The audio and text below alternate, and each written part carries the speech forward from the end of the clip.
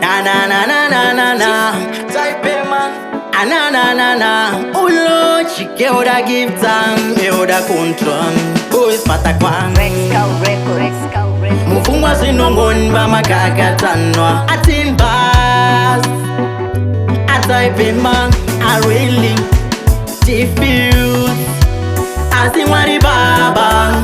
Muno dani te ose. Imishe baba. Muno dani fare ose. Shaka wanda zino viringa zimuzinga bindire o baba. Ane kunyangwe zino uya zimuzinga zaire o baba. Ane iko azese nino believer.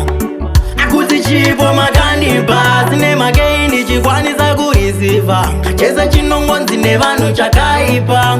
Mari baba kudai mandi baonje. Zino rati za ukuru kwete upwere. Anzimi muno idzandirarame kana iri mwezve na itai kume. Asi mwari baba munoda niite ose. Imishe baba munoda ndifare ose. Zvakawanda zvino viringa zimuzinga bindire o baba. Ane kunyangwe zvino uya zimuzinga zarire o baba. Ane iko ndozisiva kuti chemune rudo nena mundirege nichikumirwa.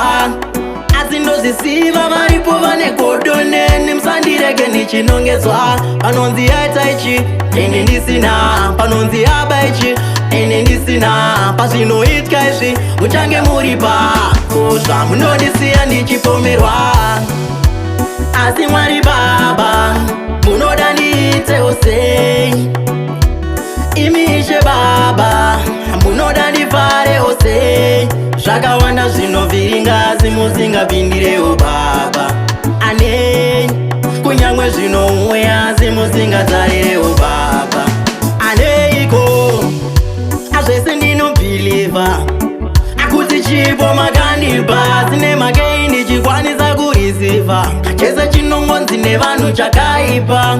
Mwari baba kudai mandi baonje. Zinoratidza ukuru kwete upwere. Anzimi muno idzandirarame kana iri mwezve na itai kume. Asi mwari baba munoda ndiite ose.